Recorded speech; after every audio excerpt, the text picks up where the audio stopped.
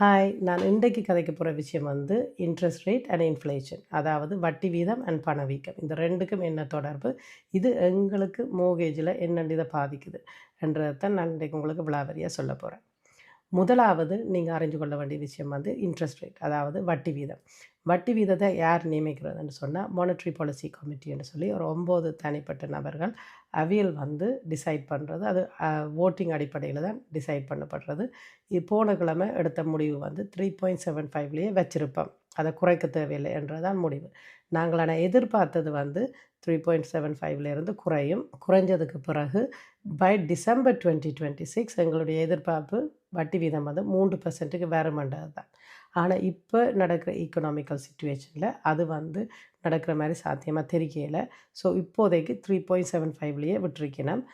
But இது வந்து என்னென்று எங்களோட மோகேஜ் பாதிக்குது. Bank of England base rate 3.75 உடனே உங்களுக்கு வந்து 3.75 ரேட் வராது. அது எப்படி ஒர்க் பண்ணுமென்னு சொன்னால், இப்போ பேங்க் ஆஃப் இங்கிலாந்து தான் பெரிய சென்ட்ரல் பேங்க். அப்போ சென்ட்ரல் பேங்க்கிட்ட போய் இவியல் மற்ற பேங்க்ஸ் எல்லாம் வந்து கடன் வேண்டி தான் உங்களுக்கு லோன் தருது, அதாவது மோர்கேஜ் தருது. அப்போ அவியல் அங்கே வேண்டுற காசையை அப்படியே தூக்கி உங்களுக்கு தரப்போகிறதில்ல.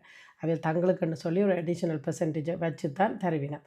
அப்போ தங்களுக்கு என்ன ரிஸ்க்கோ அந்த ரிஸ்க்கு ஏற்ற மாதிரி தான் அவியல் ஒரு வட்டி வீதத்தை தீர்மானிக்கிறது.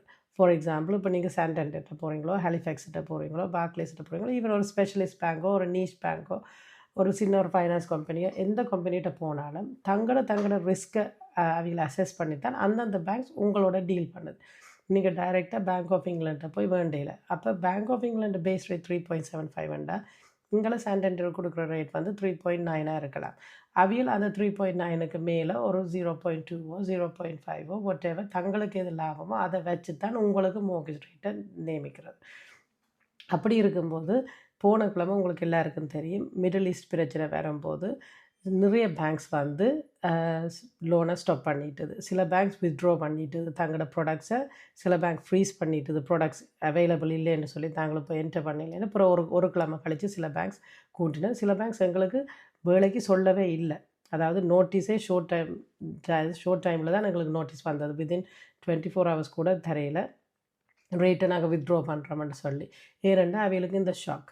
இப்போ ஆயில் சப்ளை இங்கால எல்லாம் வரும்போது சப்ளை அண்ட் டிமாண்ட் அங்கால குறையும் போது இங்கால வட்டி வீதம் கூட போதுன்னு போது அவைகளுக்கு என்ன செய்கிறேன்னு தெரியல. அப்போ தங்களோட காசை ப்ரொடெக்ட் பண்ணணும் போது தங்களோட இன்ட்ரெஸ்ட் ரேட்டை வந்து இப்போ அப்படி உடனே கொடுக்கலாதானே, உடனே அப்படியே தங்களோட ப்ராடக்டை அப்படியே ஃப்ரீஸ் பண்ணி வச்சுருது. அப்புறம் மார்க்கெட் ஸ்டெபிலிட்டியை பார்த்துட்டு பிறகு திருப்பி கொஞ்சம் கொஞ்சமாக அந்த ப்ராடக்ட்ஸை ரிலீஸ் பண்ணுவோம். சில பேங்க் 1 week கழித்து எங்களுக்கு சொன்னது ப்ராடக்ட்ஸை திருப்பி லான்ச் பண்ணினேன். சில பேங்க்ஸ் இன்னும் தங்களோட ப்ராடக்ட்ஸை லான்ச் பண்ணல, வெயிட் பண்ணி கொண்டிருக்கு. சில பேங்க் ரேட்டை கூட்டினது, திடீரென்று ப்ரைஸஸை கூட்டினது. இப்போ இதுக்கு எல்லாத்துக்கும் காரணம் வந்து ஈக்கனாமிக்கல் சிச்சுவேஷன். எங்கேயோ நடக்கிற பிரச்சனைங்க இங்கேயே வட்டி வீதம் குறையுது, ஏன் பேங்குகள் புல் அவுட் பண்ணுது ரேட்ஸை, ஏன் பேங்க் ஸ்டாப் பண்ணுது என்று சொல்லி யோசிச்சிங்கன்னு சொன்னால் காரணம் வெரி சிம்பிள்.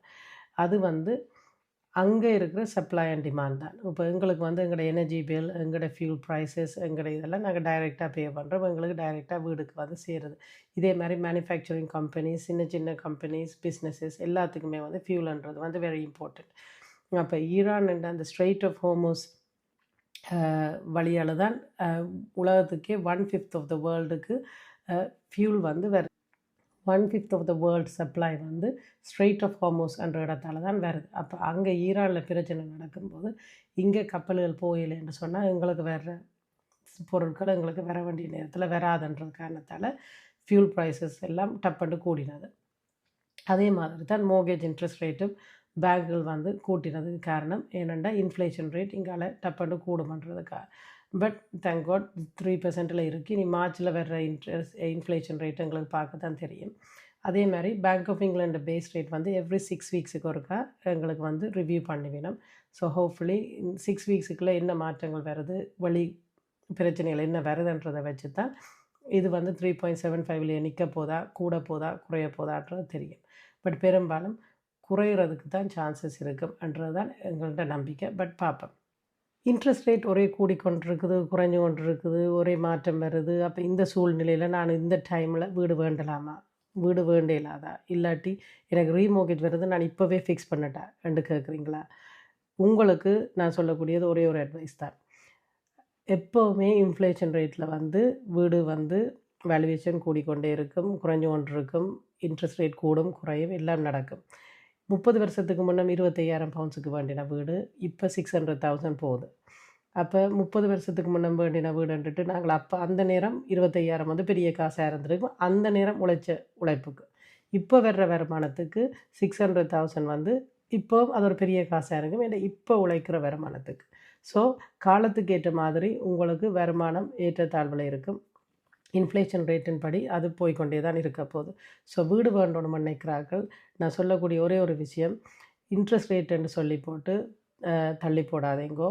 உங்களோட வருமானத்துக்கு ஏற்ற மாதிரி தான் பேங்க் கணக்கு பார்க்கும். ஸோ பேங்க் எப்படி கணக்கு பார்க்கும்னு சொன்னால், நான் முதல்ல சொன்ன மாதிரி தான், ஒரு ஆள் 30,000 எடுக்கணும். அந்த 30,000த்துக்கு வந்து இப்போத வட்டி வீதம் 4.5 அந்த 4.5க்குரிய இன்ட்ரெஸ்ட் ரேட்டுக்கு நீங்கள் உங்களோட ரீபேமெண்ட் எவ்வளோ உங்களால் பே பண்ண முடியும், அதாவது உங்களோட காஸ்ட் ஆஃப் லிவிங் இன்றைய நிலைமையில் வாழ்வாதாரத்துக்குரிய காசு என்று சொல்லி ஒரு தொகை இருக்குது. அந்த தொகையை வந்து பேங்க் தங்களோட கால்குலேஷனில் போட்டு வச்சுருக்கோம். அது ஒவ்வொரு பேங்க்கும் ஒவ்வொரு மாதிரி கால்குலேஷனில் வந்து தங்களோட ஒரு ஸ்டாண்டர்டாக ஒரு அமௌண்ட்டை போட்டு வச்சுருக்கோம். ஃபார் எக்ஸாம்பிள், இப்போ ஒரு சாதாரண ஒரு 3 பெட்ரூம் வீட்டுக்கு 2 பிள்ளைகளோட அம்மா அப்பா இருக்கிறோம்னு சொன்னால் அவங்களுக்கு ஒரு 750 பவுண்ட்ஸ் கட்டாய செலவாக போகுதுன்னு சொன்னால் அந்த கட்டாய செலவு 750 பவுண்ட்ஸ் அங்கே ஏற்கனவே கால்குலேட்டரில் போடப்பட்டிருக்கும். இல்லாட்டி சில பேங்க் 800 பார்க்கும், சில பேங்க் ஒவ்வொரு மாதிரி பார்க்கும். ஆனால் அதனால தான் அந்த பேங்க்குன்ற கால்குலேஷன் ஒவ்வொரு பேங்க் ஒவ்வொரு அமௌண்ட் தர்றதுக்கும் காரணம். பட் உதாரணத்துக்கு இப்போ சொல்லணும்னு சொன்னால், இப்போ அதே 30,000 உழைக்கிற ஒரு ஆள் 4.5%க்கு இந்திய ரேட்டில் எடுக்கணும்னு சொன்னால், இந்திய காஸ்ட் ஆஃப் லிவிங் என்னவோ அதைத்தான் பேங்க் வந்து கால்குலேட் பண்ணும். இதை 2 வீக்ஸோ 1 மந்த்தோ கழிச்சு தண்டும் போது பேங்க்குகளும் வந்து அதை அடிக்கடி ரிவ்யூ பண்ணுது. ஏன்னு சொன்னால், இப்போதான் எக்கனாமிக்கல் ஸ்டெபிலிட்டின்றது வந்து இல்லை. அதனால் பேங்க்குகள் அதை இப்போ கவர்மெண்ட்டும் அதை ஃபஸ்ட் டைம் பயஸுக்கு புஷ் பண்ணுறபடியாக பேங்க்குகளும் அதை சப்போர்ட் பண்ணுறதுக்கு ஒவ்வொரு முறையும் அதை ட்ரை பண்ணி கால்குலேட் பண்ணி கொண்டு தான் இருக்குது. அப்போ போன மாதம் எடுத்த ரேட்டுக்கு போன மாதம் எடுத்த அமௌண்ட் அதே அமௌண்ட் இப்போ வருமானு கேட்டால் இல்லை. நான் போன வருஷம் ஜூலை மாதம் ஒரு ஆளுக்கு 385,000 எடுத்தினால் இப்போ அது வர்ற அமௌண்ட் வந்து 340,000. அதே சேலரி, அதே கமிட்மெண்ட். காரணம் என்னென்னு சொன்னால், காஸ்ட் ஆஃப் லிவிங் மற்ற இன்ட்ரெஸ்ட் ரேட் ஹைக் அப்படியான விஷயங்கள் எல்லாமே இம்பேக்ட் பண்ணும். ஸோ என்னட்ட கேட்டால், நீங்கள் இன்ட்ரெஸ்ட் ரேட்டை பார்த்து கொண்டிருக்கிறீங்கன்னு சொன்னால், இன்ட்ரெஸ்ட் ரேட்டை பார்த்து கொண்டே தான் இருக்கணும். ஸோ வீடு வேண்டணும்னு நினைக்கிறீங்க, இப்போவே பிளான் பண்ணுங்க. பிளான் பண்ணிவிட்டு என்ன செய்யணும், அடுத்த கட்டம் என்ன நடக்கணும்னு சொல்கிறத வந்து யோசிச்சுட்டு டிபாசிட்டில் இப்போவே சேமித்து கொண்டு வாங்க. ஏன்னு சொன்னால், முந்தைய மாதிரி இல்லை. நான் எப்போவுமே சொல்கிறது, டிபாசிட் இஸ் மோஸ்ட் இம்பார்ட்டண்ட். ஒரு டிபாசிட்டை எப்படி கொண்டு வர்றீங்கன்றது தான் வெரி இம்பார்ட்டண்ட். அதை நான் அடுத்தடுத்த வீடியோஸில் நான் உங்களுக்கு எல்லாத்தையும் விளாவரியாக கதைக்கிறேன்.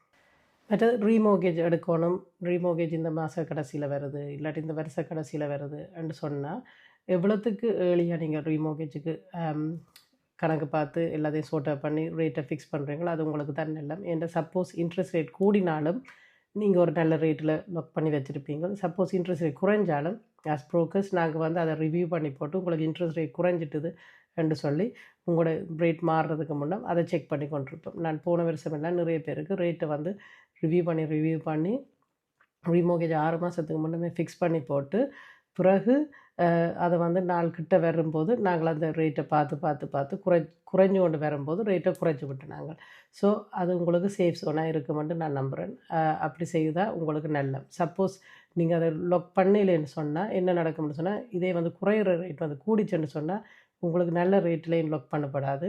இப்போ வந்து கடைசி நேரத்தில் கூடின ரேட்டை தான் நீங்கள் எடுக்கணும். ஸோ அதை விட உங்களுக்கு வந்து இப்போவே ரிவ்யூ பண்ணி ஒன்றை லாக் பண்ணி விட்டீங்கன்னு சொன்னால், பிறகு நாள் கிட்ட வரும்போது திருப்பி ஒருக்கா ரிவ்யூ பண்ணிவிட்டு ரேட் குறைஞ்சிருக்கா ரேட் குறைஞ்ச ரேட்டுக்கு மாற்றி விடலாம். அது உங்களுக்கு பெட்டராக இருக்கும்.